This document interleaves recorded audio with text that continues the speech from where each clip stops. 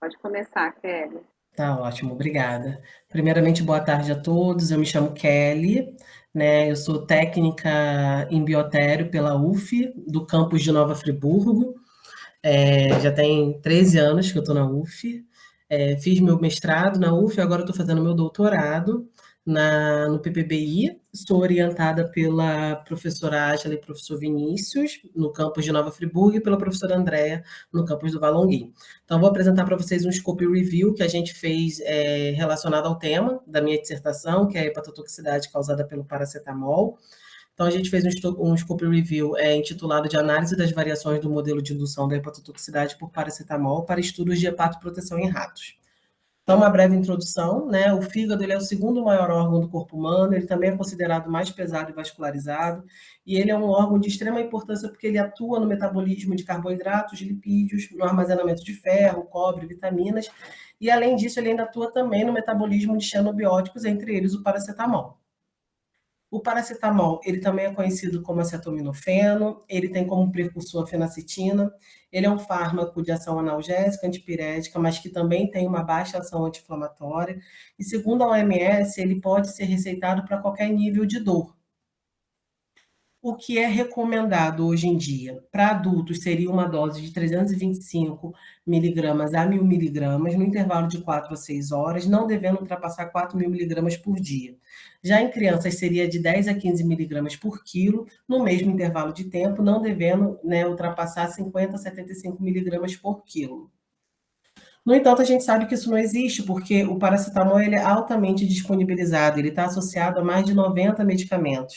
No entanto, a overdose dele, a identificação dessa overdose, ela é extremamente crítica, né? Porque, primeiro, que os sintomas, muitas das vezes, eles são mínimos, outras vezes, eles podem ser confundidos com quadro viral, e incluem mal-estar, náusea, vômito, dores abdominais.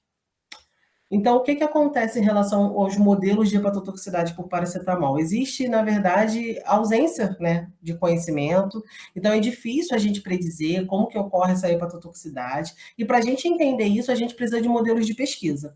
Uma vez que esses modelos de pesquisa eles não são padronizados, eles se tornam onerosos, porque você gasta doses, você gasta fármaco, você gasta animal, você gasta tempo de experimento.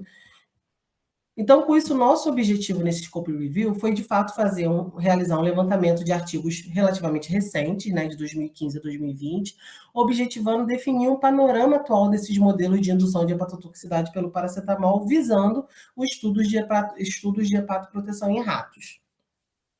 Então, nosso material e métodos foram, então, uma pesquisa, né, bibliográfica feita no PubMed, feita na BVS e no Cielo, utilizando como palavras-chave acetaminofeno, hepatotoxicidade de ratos, e nós definimos alguns critérios de inclusão e alguns critérios de exclusão. Então, por exemplo, a gente usou como critério de exclusão artigos de revisão, a gente utilizou como critérios de inclusão trabalhos realizados com foco de hepatoproteção, e com isso a gente conseguiu obter 371 artigos. Né? Então, foram 204 da PubMed, 166 da BVS, um artigo só do Cielo. Nós removemos essas duplicadas, então a gente caiu para 207, e de acordo com essas triagens realizadas do critério de inclusão e de critério de exclusão, nós chegamos no total de 114 artigos para serem analisados. Então, em relação à média, quantidade de artigos relacionados à hepatotoxicidade por paracetamol, a gente viu que o número ele se manteve, né, uma homogeneidade. Então, a gente teve uma média mais ou menos de 34 artigos no ano. Não teve um ano que teve uma produção muito maior e outra muito menor. A gente viu falando em relação à silimarina, né, que a silimarina ela é um composto, é um hepatoprotetor amplamente descrito na literatura, de grande importância nesses modelos animais. Ela é descrita desde 1960, ela é rica em flavoliganas, então, desde então, ela tem sido utilizada no tratamento de doenças hepáticas, tanto crônicas quanto agudas, e ela se tornou um hepatoprotetor de referência. Então, toda vez que você vai fazer um teste de um possível hepatoprotetor novo, é sempre bom você utilizar a silimarina como controle. Sendo que a gente observou que nesses 114 trabalhos, somente 40 trabalhos utilizaram a silimarina como controle. E a dose da silimarina, ela variou 200, 100, 50 e até mesmo 25 miligramas por quilo. Então, embora a silimarina seja de extrema importância, né, na padronização do modelo, a gente verificou que não foi a maioria que utilizou. E por que é importante essa silimarina? Porque às vezes você acha que você utilizou uma dose que ela foi não, né, uma dose do seu possível hepatoprotetor, que ele de fato protegeu, né, esse animal que está sendo tratado, e na verdade não foi isso, você usou uma dose muito pequena. Então é sempre bom você ter a silimarina como comparação. Infelizmente, a gente se surpreendeu com esses resultados.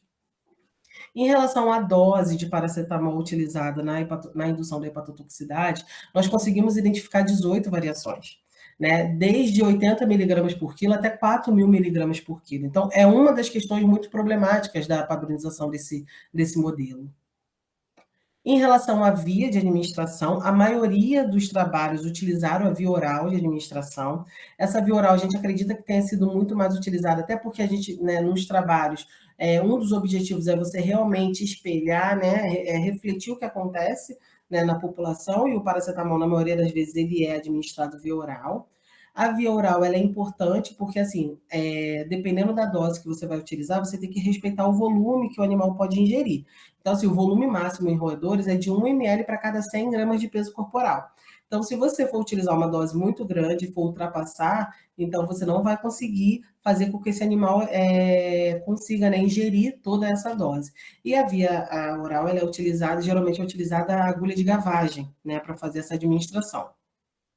A via peritoneal, ela também foi citada, né? As duas vias mais citadas foi via peritoneal e via oral. Sendo que a via peritoneal, ela é uma via que, embora ela seja de maior facilidade, ela causa um estresse muito grande no animal, porque se você faz um tratamento no animal e todo dia você tem que ingerir algo ali no peritônio, você pode causar uma lesão naquele lugar, você pode fazer uma irritação, você pode gerar uma inflamação naquele local que vai prejudicar os seus resultados. Embora ela aceite grandes volumes, né, são 10 ml por quilo, ela também não permite uma extrapolação para via oral, para utilização humana, porque a gente raramente tem uma aplicação de medicamento intraperitoneal em humanos. Em relação à linhagem utilizada, né, duas linhagens foram citadas, a Springdale e a Wista. Embora a Springdale ela tenha um comportamento dócil, de rápido ganho de peso e seja descendente de Wistas, ela só foi citada em 38 trabalhos, já a Wista foi citada em 76.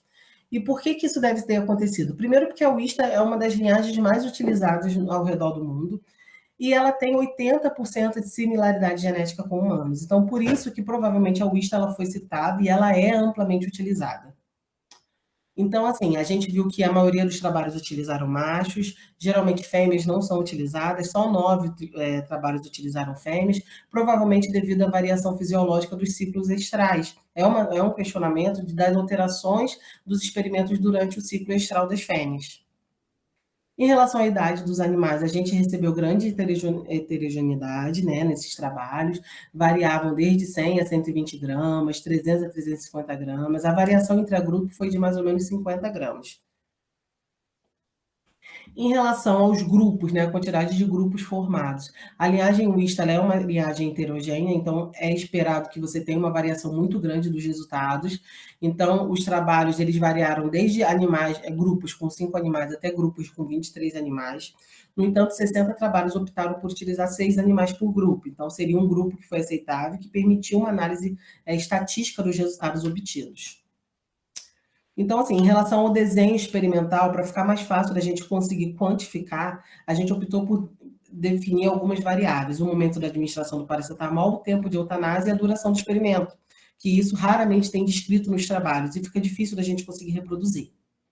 Então, em relação ao desenho experimental, 79 trabalhos optaram por utilizar o paracetamol após o tratamento, já era esperado, uma vez que a gente está fazendo pesquisa de hepatoproteção, então você usa o fármaco teste, né, antes da administração do paracetamol.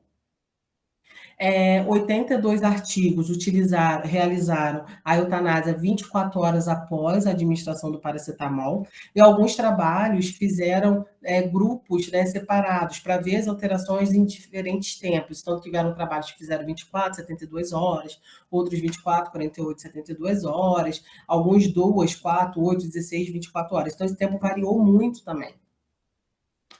Em relação à bioquímica, né, a taxa sérica, né, desses analitos alterados, a gente viu que 23 analitos foram citados, a gente só vai citar os, né, que tiveram maior abordagem aqui. Então, falando um pouco da TJ-TGP, que teve presente em 90% dos artigos, 28 trabalhos utilizaram só a TJ-TGP como padrão de definição da hepatotoxicidade. Isso porque as transaminases elas já são amplamente descritas, né, como marcadores de alterações hepáticas.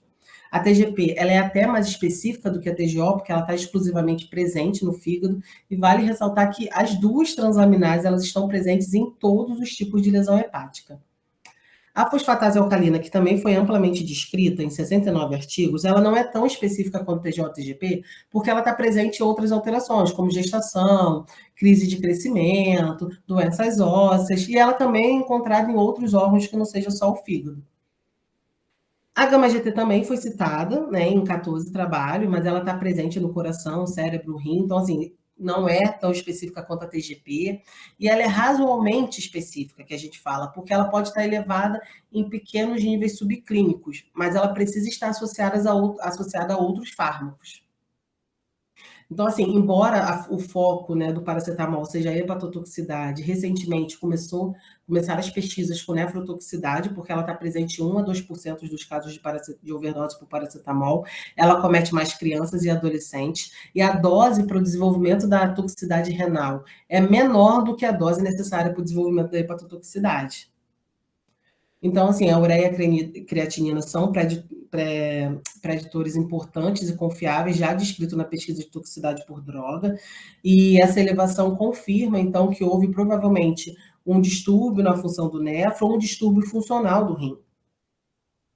Em relação à dosagem de estresse oxidativo, né, a hepatotoxicidade ela desencadeia, né, esse estresse oxidativo, no entanto, 106 trabalhos realizaram essa quantificação das enzimas do estresse oxidativo, sendo que, assim, ela não é utilizada isoladamente. E o estresse oxidativo, ele é utilizado na hepatotoxicidade associado a uma alteração sérica ou a análise histopatológica. Em relação à histopatologia, 91 trabalhos realizaram, né, associadas às dosagens das transaminases, a histopatologia, ela é sim um padrão ouro de diagnóstico, né, as alterações histopatológicas, né, encontradas na hepatotoxicidade.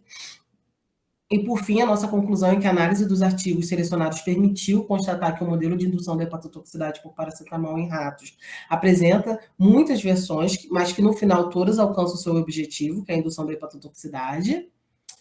Então, se a gente pudesse definir um padrão atual que seria de sucesso, teoricamente, para desenvolvimento da hepatotoxicidade, seria que o ideal seria usar linhagem Wistas, machos adultos jovens, né? Administração oral de uma dose de 2.000 miligramas por quilo, que foi a dose mais citada. Grupos de 6 animais seriam suficientes, com uma eutanásia de 24 horas após a indução. Para esse diagnóstico, seria importante, então, realizar a dosagem de séricas de transaminases.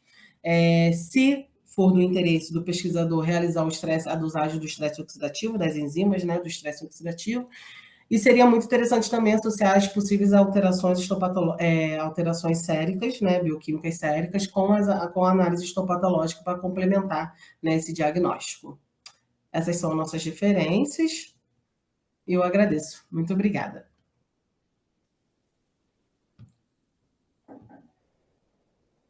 Obrigada, Kelly, inclusive, pela sua pontualidade. Que bom. Precisa. Que bom. Então, sem mais delongas, a gente vai passar a palavra para a Lúcia Henrique se apresentar o trabalho dela, Ambulatório de Atendimento Pós-Covid para Servidores e seus Dependentes da Universidade Federal Fluminense. Eu peço desculpas que eu não disse o nome do trabalho da Kelly, que é, ela disse, mas enfim, panorama atual do modelo de indução da hepatotoxicidade por paracetamol para estudo de hepatoproteção em ratos e escopo no indivíduo. Então, agora com a palavra, a Lúcia. Bom, boa tarde a todos. Estão todos conseguindo ver a apresentação? Sim. Posso te sugerir de colocar no modo apresentação? Claro, coloquei aqui, todos vendo?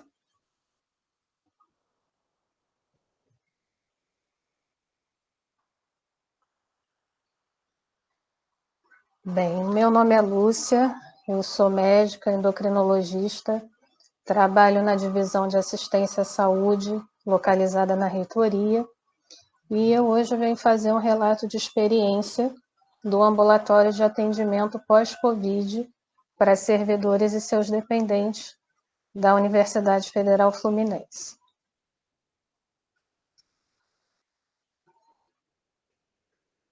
Bom, desculpa, eu estou tentando passar aqui.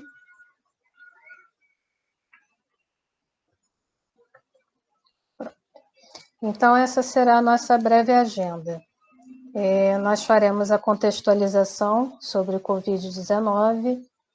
Em seguida, falaremos sobre o fluxo de atendimento do ambulatório de pós-Covid. Em seguida, falaremos sobre o perfil básico dos pacientes que foram atendidos no serviço e os benefícios da experiência.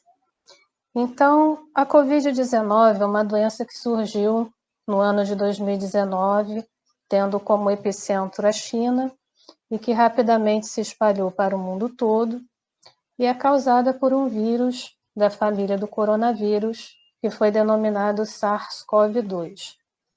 Os vírus da família do coronavírus já são conhecidos há bastante tempo. Há relatos, inclusive, de várias espécies deles, causadores de infecções pulmonares e gastrointestinais. Porém, esse novo vírus, ele se diferencia dos demais por 3 aspectos principais. Primeiro, a elevada transmissibilidade de pessoa a pessoa. Em segundo lugar, a velocidade com que os pacientes evoluem para mais formas mais graves. E terceiro, quando os pacientes evoluem para formas mais graves, normalmente eles têm o acometimento de diversos órgãos e sistemas, diferente dos anteriores, que eram restritos a um só. E vocês podem ver nessa figura a conformação estrutural desse vírus, e através de uma glicoproteína, que está representada em amarela, que ele é capaz de penetrar nas células do corpo. Lúcia, só uma coisa. Pois não. É porque as lâminas não estão passando. Ainda está na agenda.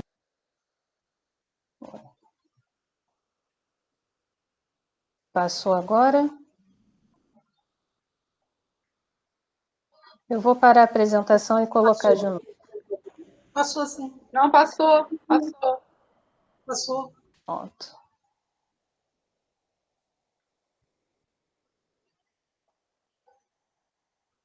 Estão conseguindo ver? Está entrando. Ainda, aí. Vocês visualizaram essa figura Sim. aqui? Não? Sim. Slide Bom. Certo. Então, como o vírus faz a penetração nas células do corpo? É através dessa glicoproteína, chamada glicoproteína S, que se liga a um receptor específico, que é da enzima conversora de angiotensina tipo 2. E como vocês podem ver na figura à direita, todos os órgãos do corpo apresentam esse receptor, e isso explica o caráter multissistêmico da doença. Então, dentre as manifestações clínicas, nós podemos ter aquelas do sistema nervoso central, sistema cardiovascular, sistema respiratório, sistema endócrino, renal, hepático, gastrointestinal e também atuação direta sobre o sistema imunológico. Sendo assim, nós podemos ver que a apresentação aguda da doença pode envolver diversos órgãos e sistemas, desde alterações psiquiátricas até alterações orgânicas propriamente. No sistema nervoso central, é bastante comum acidente vascular cerebral, perda de olfato e paladar, que é relatado por muitos pacientes. No sistema respiratório, um quadro de infecção pulmonar, que pode evoluir para insuficiência respiratória aguda. Do sistema cardiovascular, arritmias cardíacas e inflamação do músculo cardíaco, que nós damos o nome de miocardite. Do sistema vascular e hematológico, o principal ponto é a formação de trombo no interior dos vasos, levando a eventos como acidente vascular cerebral, infarto agudo do miocárdio, infarto do intestino. Pode haver também acometimento do sistema renal com insuficiência renal aguda. No trato gastrointestinal, podemos ter hepatite aguda e diarreia. No sistema músculo-esquelético, a destruição das células musculares, que caracteriza a rabdomiólise, alterações dermatológicas, dentre outros que não foram citados aqui. Porém, o que se foi observando ao longo do tempo, lembrando que é uma doença muito recente, de conhecimento muito recente, é que ao longo do tempo muitos pacientes recuperados da doença permaneciam com determinados sintomas por longo tempo. Atualmente, na nossa linha cronológica, agora de 2021, existem pacientes que permanecem com sintomas por até 1 ano após a resolução da doença. Portanto, foi criado um termo para caracterizar a permanência desses sintomas a longo prazo, que hoje é chamada de síndrome pós-Covid. E pensando na ocorrência dessa síndrome pós-Covid, é que nós tivemos a ideia de introduzir um ambulatório no nosso serviço. Então, para quem não conhece, o nosso serviço, que é o Serviço de Atendimento Médico aos Servidores, é um pequeno ambulatório que contém algumas especialidades e ele tem como rotina o atendimento e acompanhamento de doenças crônicas dos servidores e seus dependentes, assim como estudantes da universidade. Então, o que nós fomos vendo é que durante os atendimentos de rotina, nas várias especialidades, surgiam pacientes justamente com a síndrome pós-Covid, ou seja, com queixas que tiveram início ou pioraram após a recuperação da doença. Como os pacientes ficavam muito diluídos ao longo das especialidades, nós resolvemos sistematizar o atendimento, ou seja, centralizar o atendimento de síndrome pós-Covid num ambulatório só e, a partir daí, poder dar o segmento, o encaminhamento adequado dos pacientes de acordo com a queixa, para que eles pudessem ter um atendimento especializado. Então, como funciona esse fluxo? A primeira coisa que nós fizemos foi criar um protocolo de acompanhamento, ou seja, tornar esse atendimento dentro do formato de um algoritmo. E esse protocolo foi baseado na experiência vista em outros países de acompanhamento desses pacientes, principalmente Inglaterra e França. Nós baseamos muito o nosso protocolo nessas experiências de países que estavam um pouco mais à frente de nós nesse sentido. Feito isso, nós criamos uma ficha específica de preenchimento bem objetivo, em que, além de dados epidemiológicos, nós também fazíamos a triagem básica de sintomas separadas por sistema. E, a partir disso, como vocês podem ver nesse slide, nós faríamos o direcionamento adequado dos pacientes. Então, a primeira... Continua não passando. Está desde aquela página que você apresentou. Nossa. Parado. A gente está acreditando, está querendo ver as imagens que a gente sabe que você colocou. Eu vou colocar aqui o Quando PDF. você dá Enter, ele não caminha, não?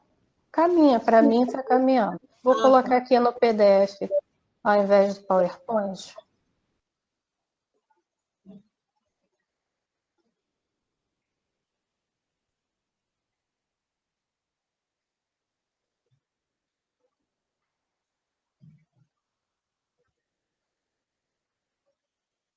Vocês estão conseguindo ver agora? Sim, Ainda não. Ainda não?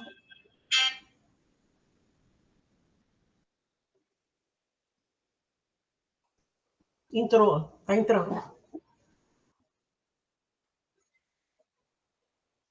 Pronto, vocês estão conseguindo ver a tela? Sim. Sim.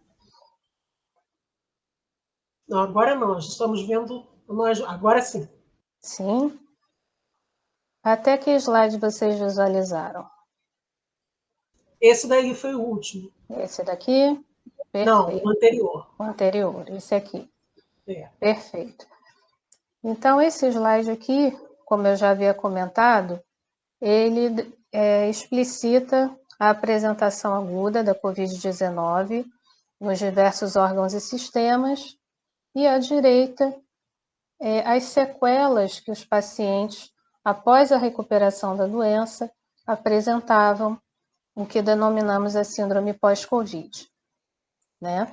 Então, como eu havia falado, aqui foi a apresentação do nosso ambulatório, o porquê resolvemos criar um ambulatório específico, que era para sistematizar o atendimento, e aqui mostrando para vocês o protocolo que nós criamos, baseado em experiências de outros países, e à direita a ficha de triagem, contendo os dados epidemiológicos e a triagem de sintomas separadas por sistema corporal. Então, como é feito esse fluxo? Os pacientes, primeiramente, iam para uma consulta de avaliação com os clínicos gerais e, baseado nas queixas dos pacientes, esses clínicos ou resolviam a questão na primeira consulta, principalmente em relação àqueles pacientes que já não apresentavam sintomas, muitos agendavam a consulta apenas para fazer uma avaliação básica, não necessariamente tinham alguma queixa, ou o clínico, baseado nas queixas do paciente, solicitava exames complementares para melhor esclarecimento e assim resolver a questão do paciente, ou encaminhar aos especialistas, ou, de acordo com a gravidade do caso, o paciente era diretamente encaminhado aos especialistas. Dessa forma, nós conseguimos centralizar esse grupo de pacientes separadamente daqueles que não apresentavam a questão da Covid e um direcionamento melhor. E nós resolvemos fazer apenas uma avaliação básica para entender o perfil de pacientes que nós estávamos recebendo, até para melhorar o nosso fluxo e o nosso atendimento. E da amostra que nós avaliamos, o que nós pudemos observar? A idade média dos pacientes que nos procuraram foi em torno de 51 anos. Como vocês podem ver, a grande maioria eram mulheres, eram oriundos principalmente dos municípios de Niterói e São Gonçalo, que naturalmente seria o perfil de pacientes atendidos na nossa unidade, e a grande maioria dos pacientes não teve a forma grave, ou seja, não necessitaram de hospitalização. Em relação ao momento em que o paciente recebeu o diagnóstico da Covid, nós podemos ver que, acompanhando muito o que ocorreu em todo o país em relação à cronologia da pandemia, nós podemos ver que a grande maioria dos diagnósticos aconteceram no segundo, terceiro e quarto trimestres de 2020. No quarto trimestre de 2020 já houve uma redução e agora no primeiro trimestre de 2021 uma redução significativa dessa procura pelos pacientes. Em relação às comorbidades, um fato que chamou bastante atenção é que a grande maioria dos pacientes que foram acometidos pela doença tinham sobrepeso e obesidade, além de outras doenças metabólicas, principalmente diabetes e hipertensão. Isso chama muita atenção porque acompanha a tendência mundial de caracterizar as doenças metabólicas como fator de risco para o desenvolvimento da doença. E isso deu um olhar bastante diferenciado, especialmente falando da minha especialidade, que é endocrinologia, da importância de nós aumentarmos, intensificarmos os cuidados nos pacientes com essas comorbidades, para que elas possam ser melhor tratadas e diminuir o risco da doença. dos pacientes que ainda apresentavam sequelas após a COVID, vejam que a grande maioria tinha alteração na saúde mental, especialmente quadros de depressão e ansiedade. O sistema cardiovascular e respiratório também contribuindo com grande parcela, especialmente a ocorrência de tosse crônica, de dispneia e também arritmias cardíacas, e também o acometimento do sistema neurológico, com a perda do olfato e paladar, e perda de mobilidade, principalmente, e do sistema músculo-esquelético, e a queixa principal era de fadiga crônica. Aqui, em relação ao tempo do diagnóstico até a permanência desses sintomas, dessas sequelas, nós podemos ver que a maioria tinha a duração desses sintomas inferior a 3 meses e o segundo grupo mais numeroso entre 3 a 6 meses. Aqueles que permaneciam por mais de 6 meses eram um grupo menor. Então, concluindo, tinha uma duração em média entre 3 e 6 meses normalmente. E o que nós podemos tirar de benefício dessa experiência ao montar esse ambulatório? A primeira coisa é que, por ser uma doença recente, em que nós não tínhamos tanto conhecimento das características dela, da evolução que ela tinha, foi uma grande curva de aprendizado, não só para a equipe médica, mas para toda a equipe multidisciplinar.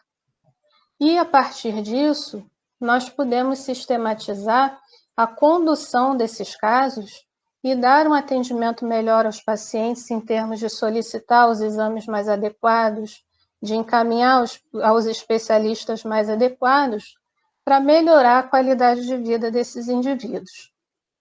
O segundo ponto de benefício dessa experiência foi a capacidade de adaptação na prestação do nosso serviço de acordo com a demanda, ou seja, nós podemos fazer uma leitura da situação, não só no nosso meio, mas como o mundo estava vivendo, e conseguimos criar uma forma de dar um novo olhar a essa doença. E o terceiro ponto que eu considero principal é que os usuários tiveram uma assistência médica com um olhar diferenciado sobre o problema. Ou seja, os usuários se sentiam acolhidos de ter um serviço especializado a quem recorrer, porque muitas vezes eles tinham sintomas e não sabiam que especialista procurar, o que fazer. Então, à medida que eles tinham conhecimento dessa possibilidade, a procura foi bastante grande. Naturalmente, com o recrudescimento, da infecção, da melhora, redução de casos e de mortes, a procura do ambulatório foi se reduzindo acompanhando essa tendência. Mas nós ainda mantemos esse serviço sendo prestado e cada vez mais ele vem trazendo, como eu já disse, essa curva de aprendizado e o acolhimento aos pacientes. Agradeço pela atenção de vocês, peço desculpas pelos problemas técnicos e quem quiser se comunicar comigo, tem o meu e-mail, eu fico à disposição. Muito obrigada, Lúcia. Eu é que peço desculpas por ter te interrompido, mas eu precisava te avisar. Nada. Tá bom? No final, então, a gente abre para discussão com todos. Então, eu queria convidar agora a Deise Mary, que eu já vi que está aí, para apresentar um trabalho dela, Segmento Virtual a hipertensos resistentes no hospital universitário, uma estratégia articulada com assistência no contexto da Covid-19. Seja bem-vinda, Deise. Obrigada. Boa tarde, Márcia Guimarães, e a todos aqui. Professora Márcia, né? E eu fico muito lisonjeada com a questão da aprovação do trabalho e de estar participando justamente hoje, né, no Dia do Servidor Público, nessa questão da comemoração na instituição. Então, especificamente hoje, eu estou aqui na Escola de Enfermagem, a gente está em treinamento em laboratório, a gente está voltando hoje, então estou aqui bem escondida no sentido de estou protegida, estou num lugar aberto, meus alunos não estão aqui nesse momento de intervalo, né, para fazer a apresentação. Eu própria vou fazer ou a apresentação vai ser passada aí, Márcia? Eu posso fazer Não, aqui? você mesmo pode fazer. Tá ótimo. Eu fiz uma apresentação breve, reunindo assim os dados do trabalho. Deixa eu só um segundo aqui, porque eu mandei a apresentação também.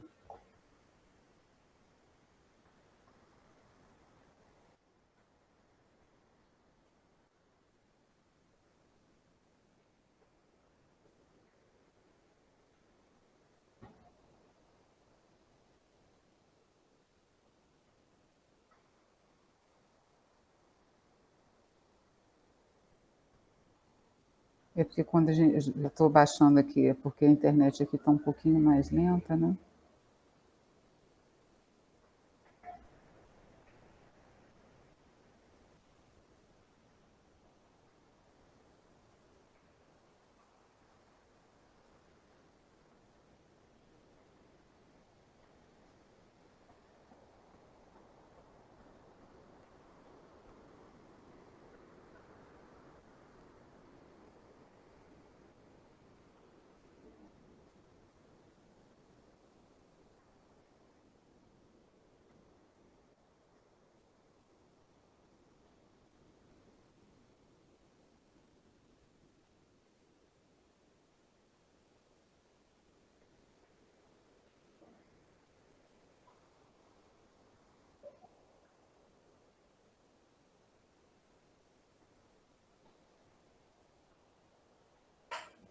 E se já está compartilhando, por favor.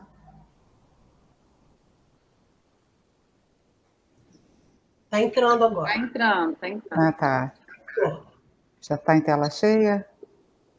Sim, agora você podia botar para modo apresentação, né? Slide,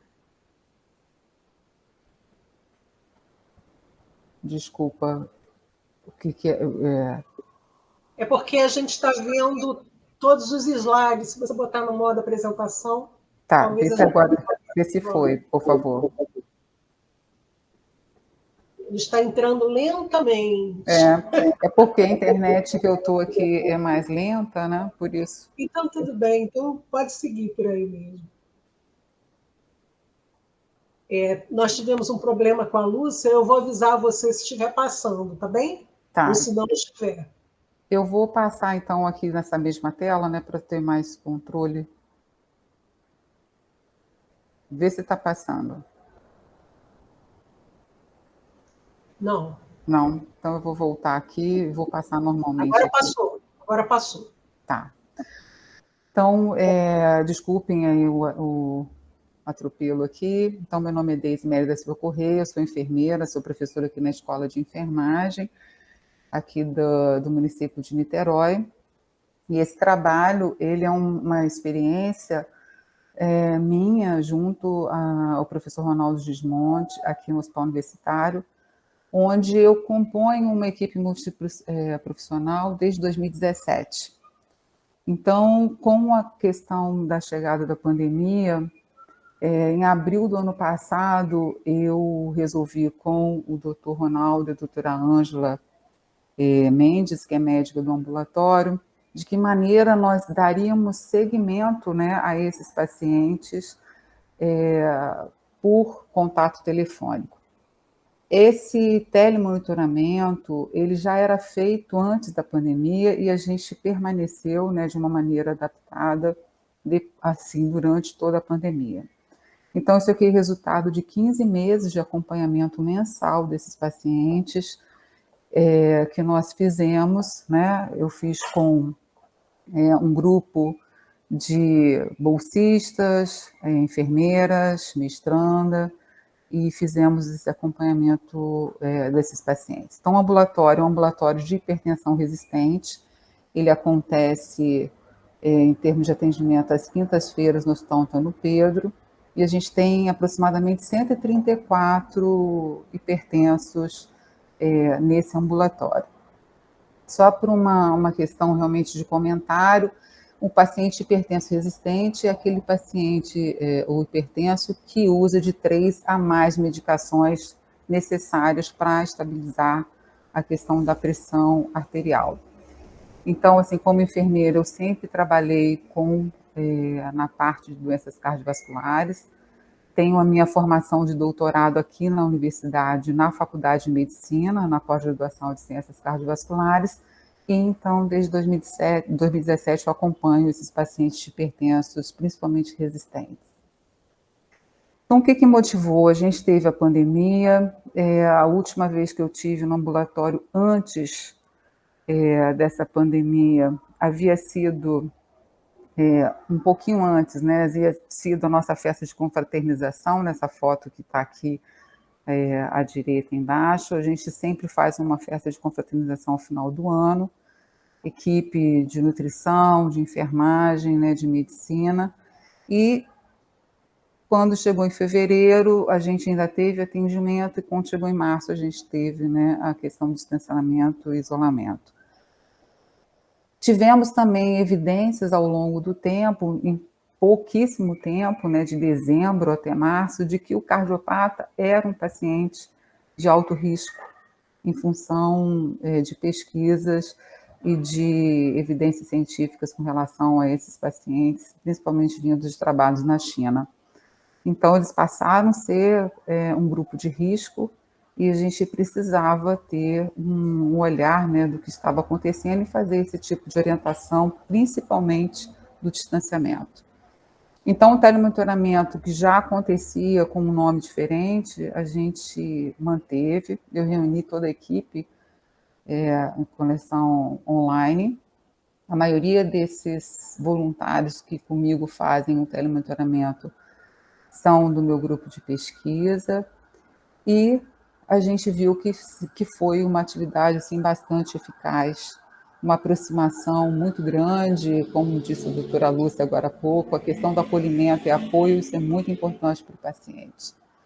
Então, o objetivo desse trabalho é relatar essa experiência, né, do programa, porque não foi só um telemonitoramento, a gente fez teleorientação, a gente fez teleatendimento, e o professor Ronaldo fez teleconsulta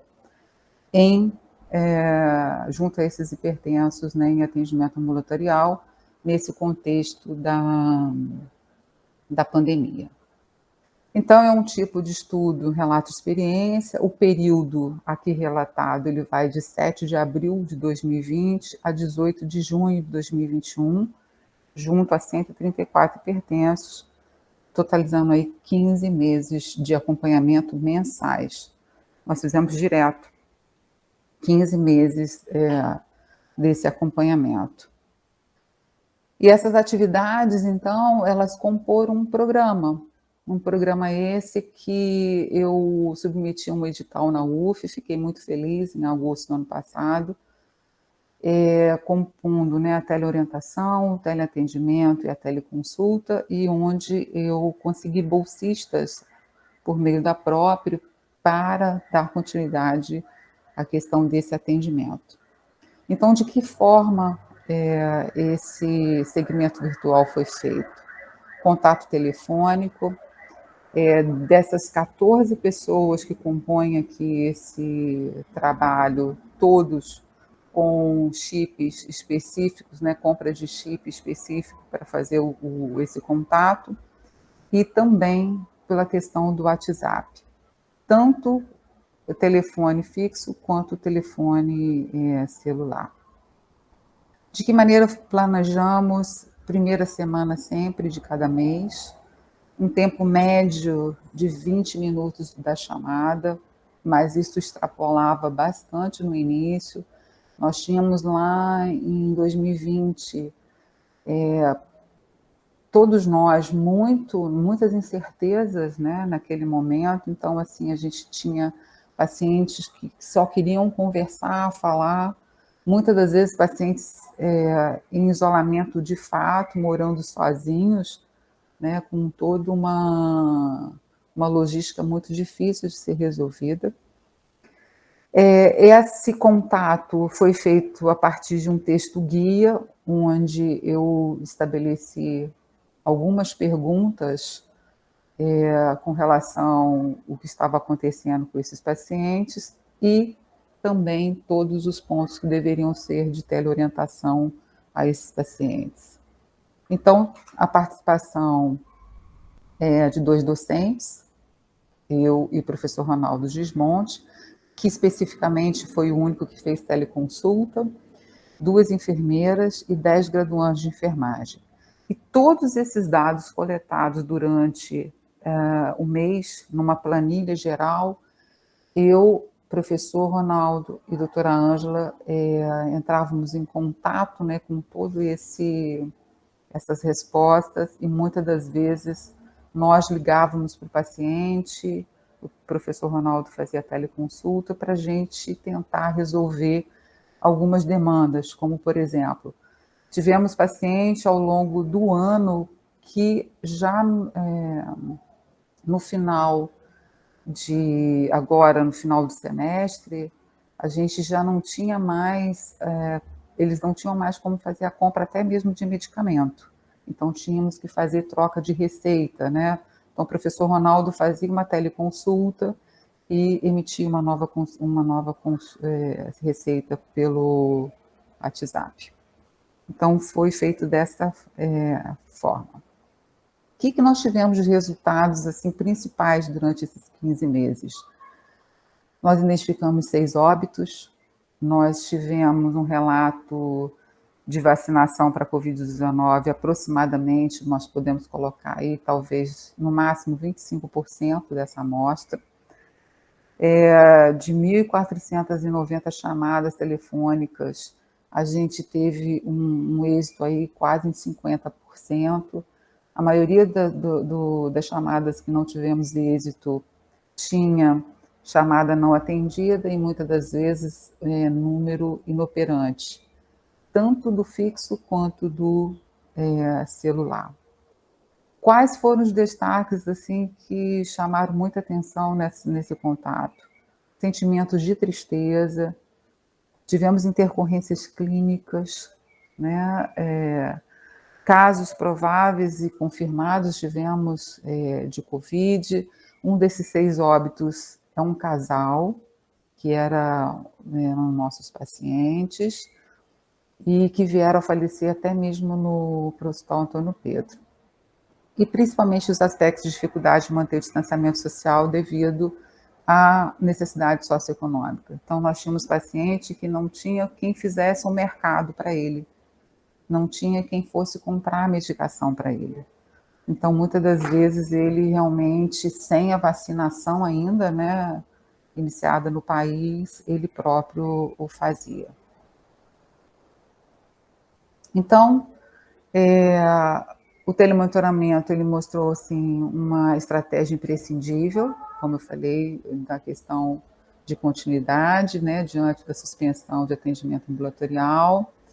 Ele nos permitiu cada vez mais uma questão de escuta ativa, uma reaproximação de vínculo, muita resolutividade. Nesses 15 meses, nós tivemos uma intervenção de 4 pacientes que a gente encaminhou, e o doutor Ronaldo e a doutora Ângela internaram esses pacientes, né, graves, não por Covid, mas por descompensação de outras doenças, de comorbidades, e tudo que a gente pôde fazer diante dessas demandas, né, e a questão do atendimento multiprofissional.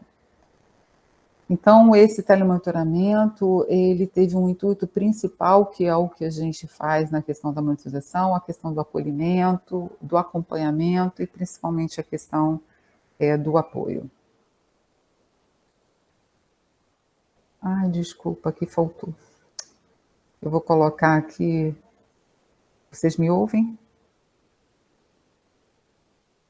Sim. Ah, desculpa. Eu vou colocar uma última foto. Nós voltamos agora, a partir de julho, para o atendimento já presencial, né? E aí eu queria só mostrar uma última foto. Pode ser, professora Márcia? Que foi o nosso atendimento, voltamos já no ambulatório com o professor Ronaldo e a minha bolsista. É um segundo só.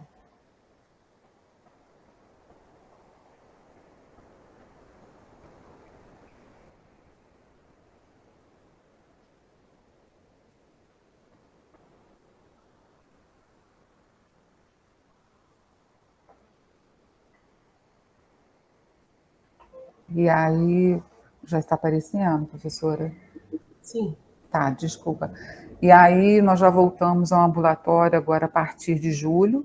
Nós continuamos fazendo esse telemonitoramento.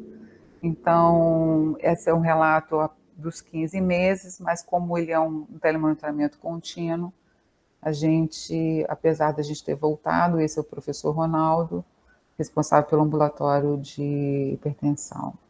Esse é meu contato e, assim, muito obrigada. Essa é minha bolsista, Luana, que também já voltou comigo à questão presencial da consulta de enfermagem, onde, dentro dessa consulta, a gente tem o telemonitoramento. Muito obrigada.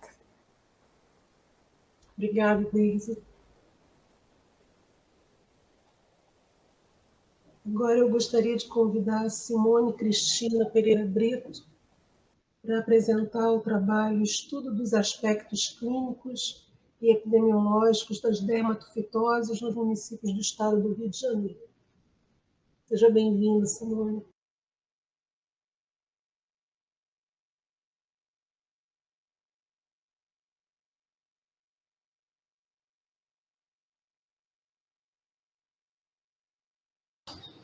Boa tarde. Boa tarde. Boa tarde.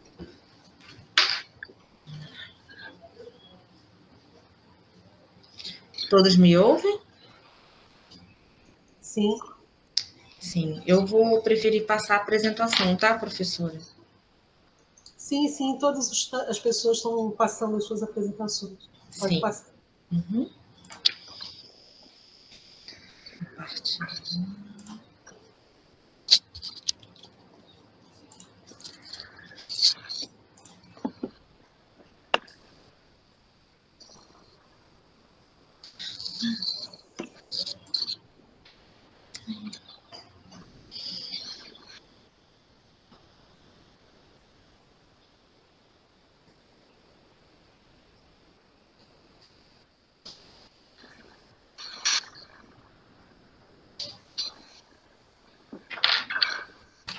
Podemos começar? Sim, podemos. Vou retirar minha máscara. Eu estou aqui no setor, no Instituto Biomédico, mas estou numa área isolada.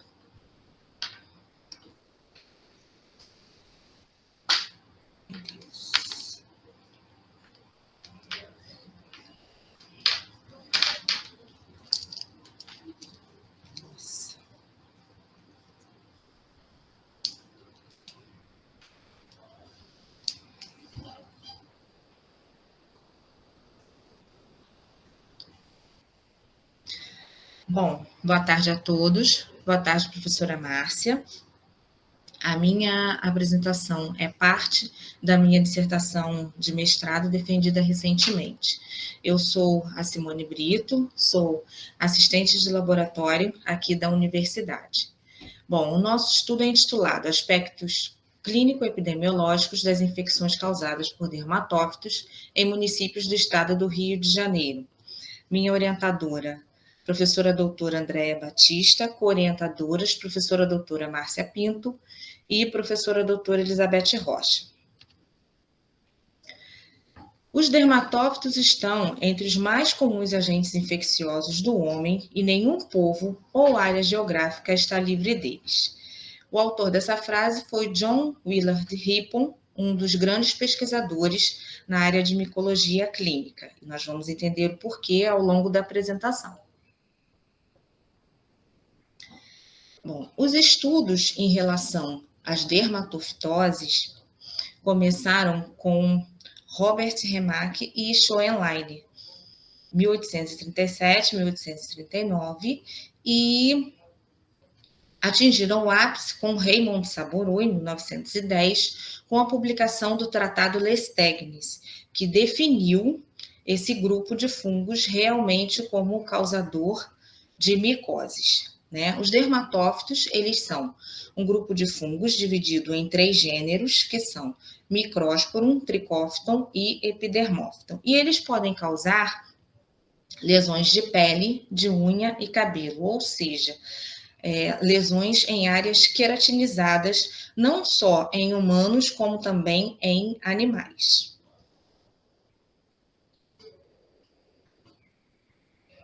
A classificação ecológica, professor, eu tive um problema na minha apresentação. Eu posso pausar um pouquinho? Claro. Tá, só um minuto, por favor.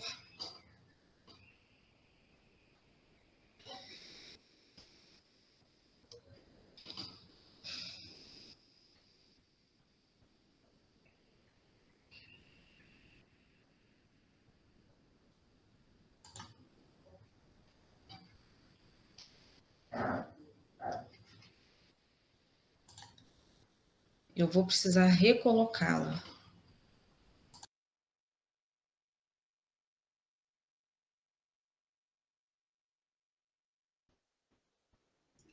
Eu não sei se por um erro meu, mas nós estamos dentro do tempo. Eu queria avisar aos presentes também que a lista de presença já está no chat, se vocês quiserem assinar.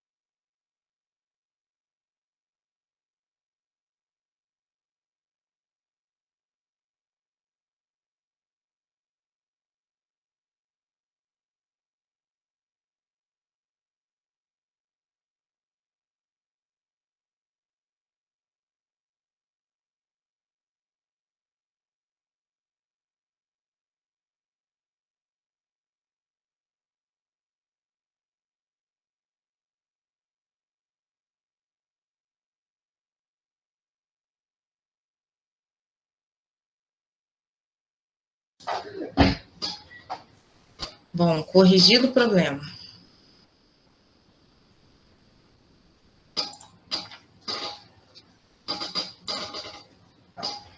Bem, voltando, eu estava falando sobre os 3 gêneros dos fungos dermatófitos, que são fungos especializados em consumo de queratina, pele, unha e cabelo, não só de humanos, como também de animais.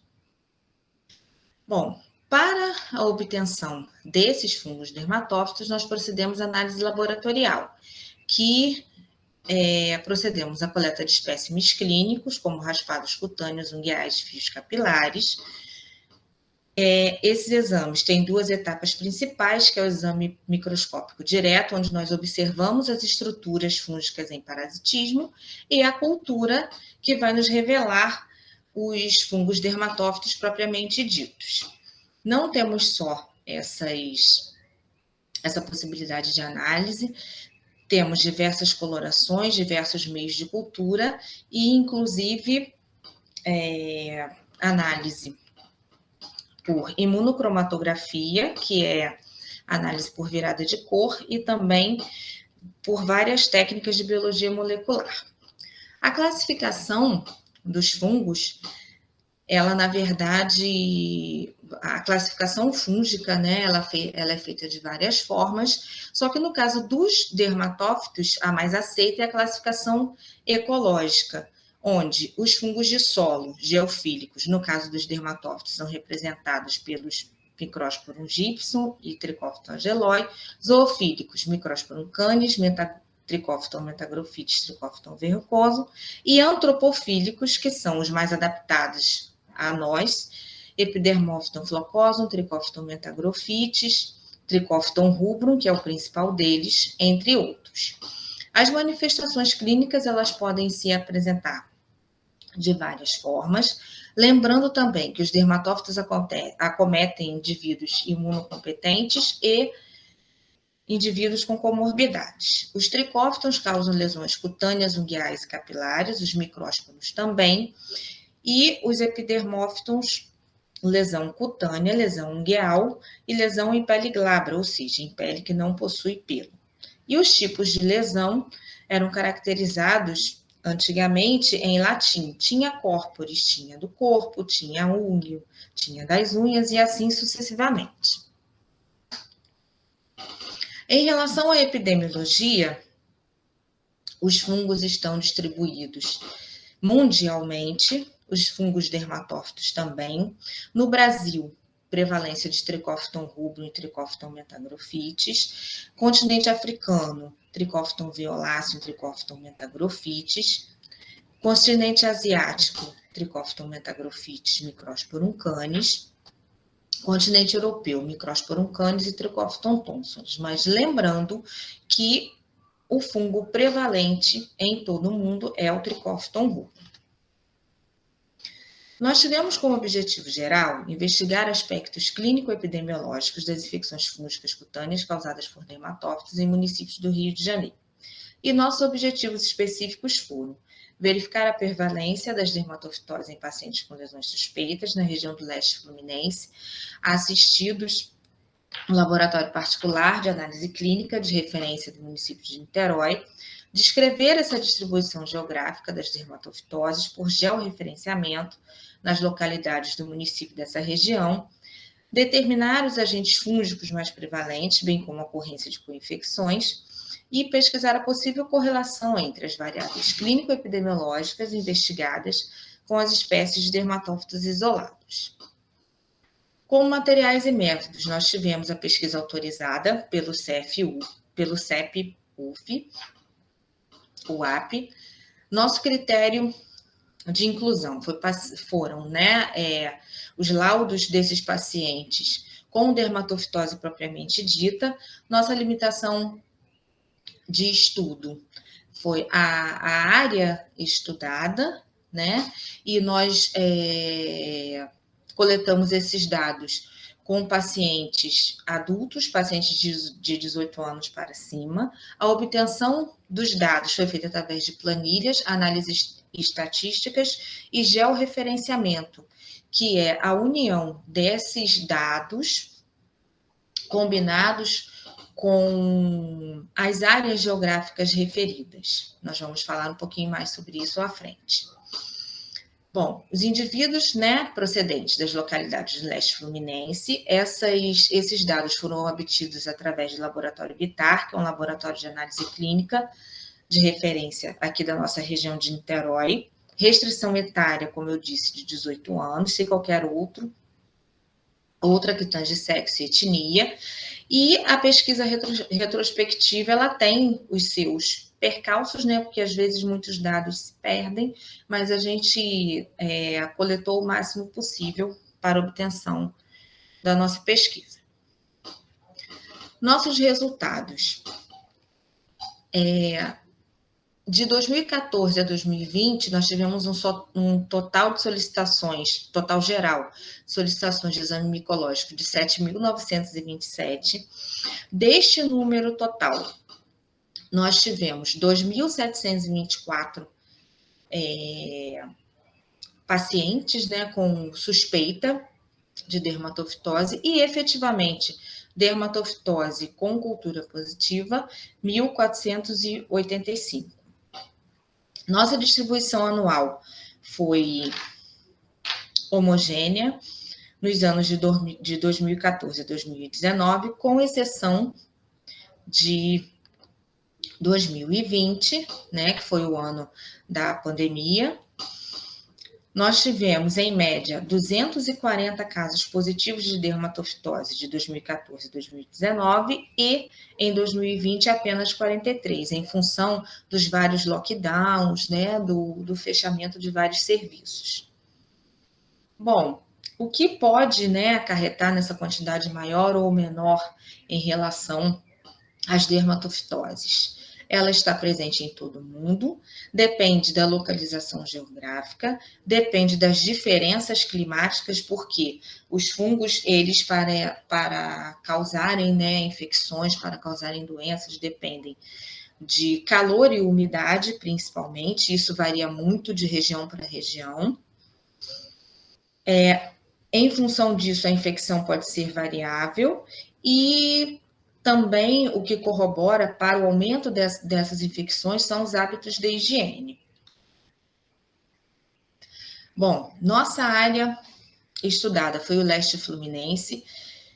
O laboratório Bitar, ele possui postos de coleta, em sua maioria na cidade de Niterói, mas também tem na cidade de São Gonçalo, e também captamos, apesar de não termos postos de coleta, pacientes de Maricá. Foram as cidades com maior número de casos de dermatofitose. Em relação à faixa etária e ao sexo, nós tivemos pacientes de 18 a 106 anos, com uma média de 58,56 anos, com desvio padrão de 17,52. A maioria dessas pessoas foi do sexo feminino, com 61,3%, e a maior diferença entre sexos ficou na faixa etária de maior que 81 anos. Os sítios anatômicos, né, as áreas do corpo mais acometidas, foi a região do tronco, a região do hálux, que é o dedão do pé, né, e a região plantar, que é a pele do pé. EMD, que é o nosso exame micológico direto, né, a primeira parte do exame, nós tivemos hifas septadas e aminas, no total de 842 casos, artroconídeos, que é o que define a dermatofitose, 238 casos, e destaque para as bactérias, que em 70% das nossas amostras estiveram presentes. Na cultura, nós tivemos 781 culturas, um percentual de mais da metade, né, de 52,6%, com o Trichophyton rubrum, que é um fungo antropofílico, ou seja, o mais adaptado, né, a nós humanos, num percentual de 68,6%. Os demais fungos tiveram pouca representatividade. Bom, em relação ao sítio anatômico, houve uma prevalência, né, do sítio anatômico mundial, principalmente por Trichophyton rubrum. Nós tivemos também uma interferência do crescimento bacteriano nessas culturas. Por quê? O que ocorre? A bactéria, ela cresce muito mais rapidamente que o fungo dermatófito. Então, ela, apesar da gente detectar a presença no exame direto desse dermatófito, ele pode ter o seu crescimento atrapalhado pelo crescimento bacteriano. Nós tivemos também culturas mistas, ou seja, não só o dermatófito, mas o dermatófito associado a outros fungos. Dermatófito com dermatófito, dermatófito com outros fungos filamentosos e dermatófito com cândida, que é uma levedura. No nosso caso, houve a predominância de fungos dermatófitos com cândida e fusário. Bom, em relação ao sexo, houve uma distribuição homogênea dos dermatófitos, mas em relação à faixa etária, nós tivemos uma diferença, né, nesse perfil significativa, onde Trichophyton rubrum acomete mais a faixa etária de 18 a 39 anos e Microsporum canis e Microsporum gypsum na faixa etária de 40 a 60 anos. O que pode ser explicado pela mudança de hábitos. Por quê? O Trichophyton rubrum, ele é um fungo antropofílico, ou seja, ele é adquirido mais no contato de pessoa a pessoa. Então, nessa faixa etária de 18 a 39 anos, é a faixa etária de um maior contato entre pessoas, é onde a gente está trabalhando mais, onde a gente está estudando mais, se relacionando mais, interagindo mais. Já Microsporum canis e Microsporum gypsum são fungos zoofílicos e geofílicos. Quer dizer, na faixa etária de 40 a 60 anos, a gente tende a diminuir um pouquinho o ritmo, a procurar locais mais tranquilos, um contato maior com a natureza, e isso é explicado, inclusive, na literatura. Bom, nossos dados, né, foram submetidos a softwares específicos para o georreferenciamento. Só relembrando a nossa área de estudo, as cidades de Niterói, São Gonçalo e Maricá, relembrando a nossa área que é o leste fluminense. Os dados obtidos pelo georreferenciamento, a gente tem uma distribuição espacial da monoinfecção, onde Trichophyton rubrum em vermelho é o predominante, principalmente nas 3 cidades, né, com maior número de casos, Niterói, São Gonçalo e Maricá, cidade 8, 12 e 7, respectivamente. Em outras cidades também com predominância mais do vermelhinho, né, que é o Trichophyton rubrum. Já a distribuição espacial de coinfecção, como a gente já falou antes, né? Principalmente dermatófitos com cândida, que é o verdinho. Aqui a gente já tem mais o vermelhinho com o verde. Em relação ao georreferenciamento, nós tivemos também a aplicação do índice de Kernel e a varredura por scan. Esse é um mapa de calor, um mapa de concentração, que nós costumamos ver, principalmente, né, nos principais noticiários, em relação a aglomerações e tal. E nós adaptamos essas técnicas para os nossos índices de positividade para dermatofitose. Aqui nós tivemos uma distribuição do Microsporum canis na Baía de Guanabara, nas cidades, né, de Itaboraí, Maricá, Niterói e São Gonçalo. Microsporum gypsum também, né, esses mapas eles foram gerados, né, esses aglomerados foram gerados relativos aos dermatófitos como monoinfecções, onde B e C houve distribuição homogênea, ou seja, tanto Microsporum canis como Microsporum gypsum tiveram distribuição homogênea nessas localidades. Assim também aconteceu com Trichophyton rubrum, Trichophyton metagrophithis e Trichophyton tonsons, né? Esses aglomerados foram gerados relativos aos dermatófitos com monoinfecções, onde D e E houve distribuição homogênea. No gráfico F, o Trichophyton tonsons, não houve um aglomerado significativo via scan, ou seja, como a gente já conseguiu demonstrar até pelas análises estatísticas, ele não teve um aglomerado tão significativo, por isso essa corzinha é mais clara. Quanto mais aglomerado, mais vermelhinho fica.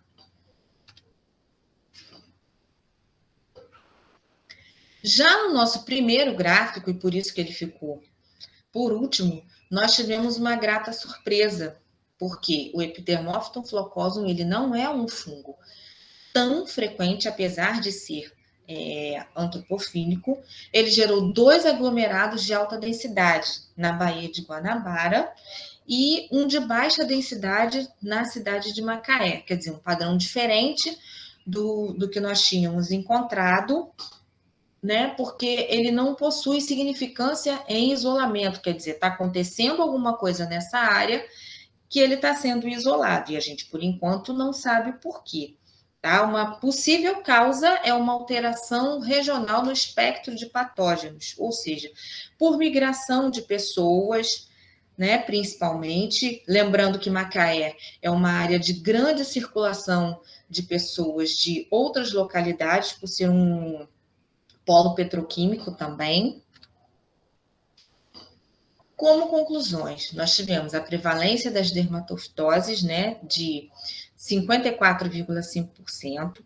As dermatofitoses têm distribuição diferencial entre os sexos, predominam unilateralmente no hálux, ou seja, na unha do dedão do pé, quer seja de um lado ou de outro.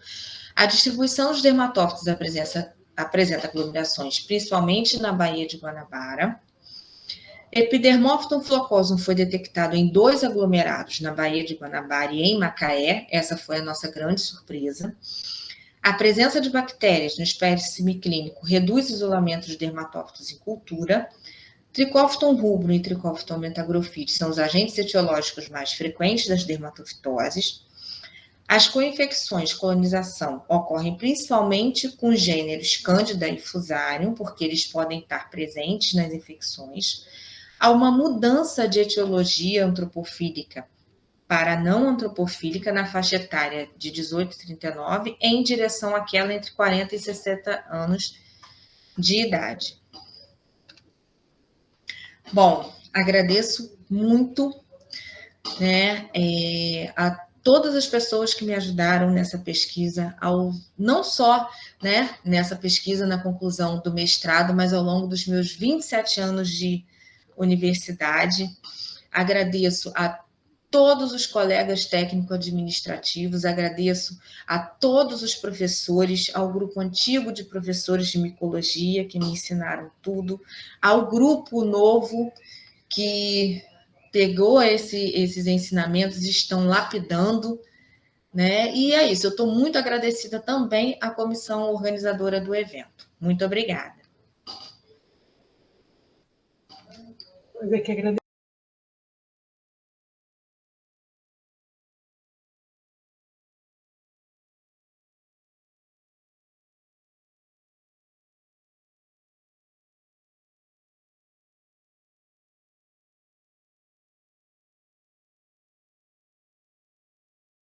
E ouvir um pouco de vocês, quais são os desdobramentos que vocês pretendem dar? Alguns são trabalhos de conclusão de curso, né, de mestrado.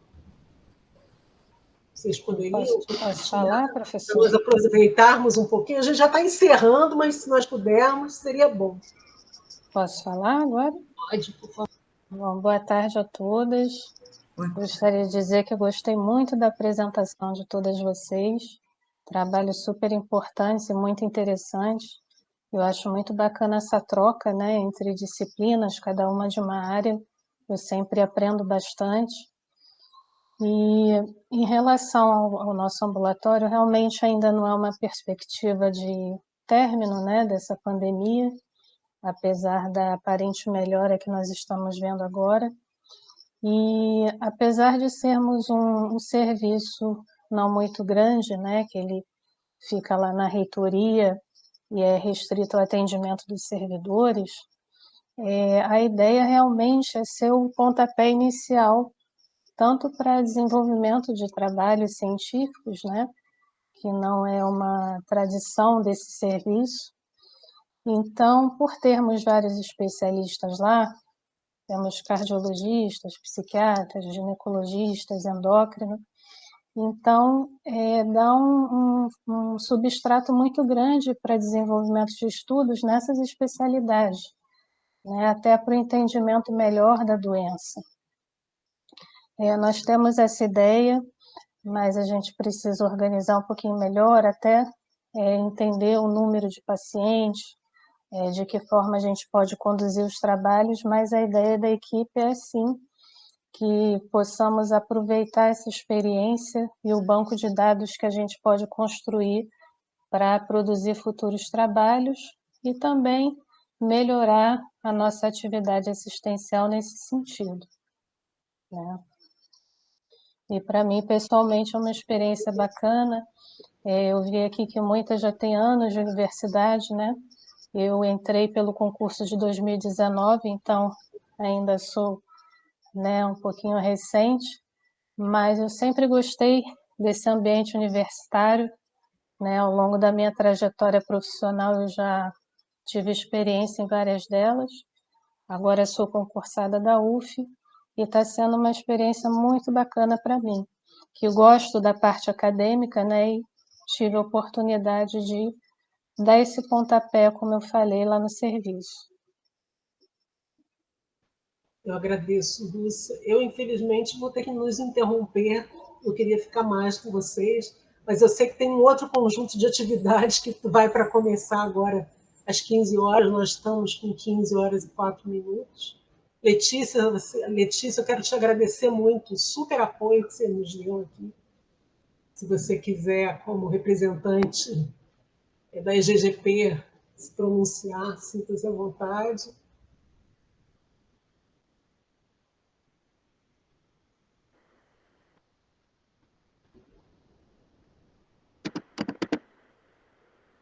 Eu queria agradecer a todas, né? A internet deu uma travada aqui. Ver se agora ela vai. Agradecer a presença de todas, né?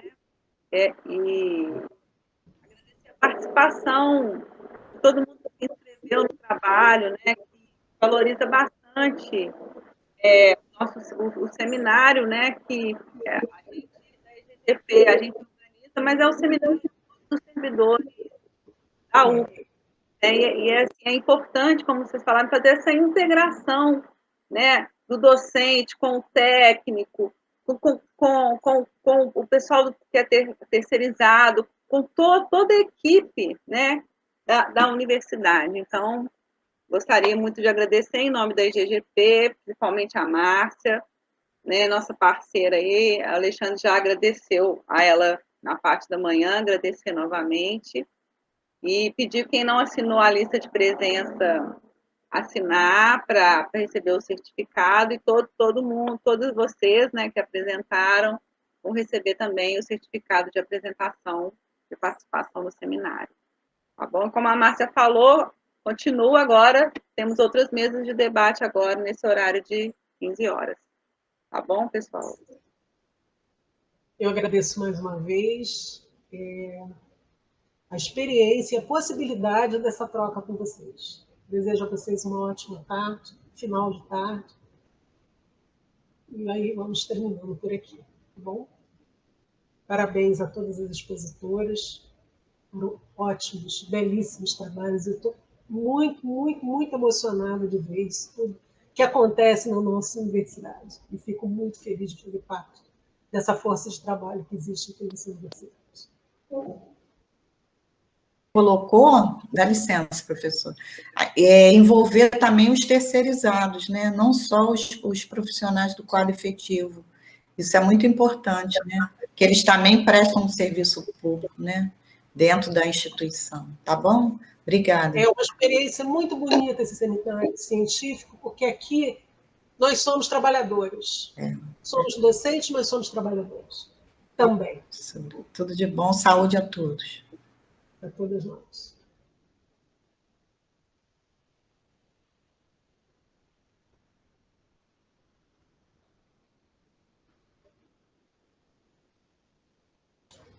Professora Márcia? Oi. Eu esqueci de assinar a lista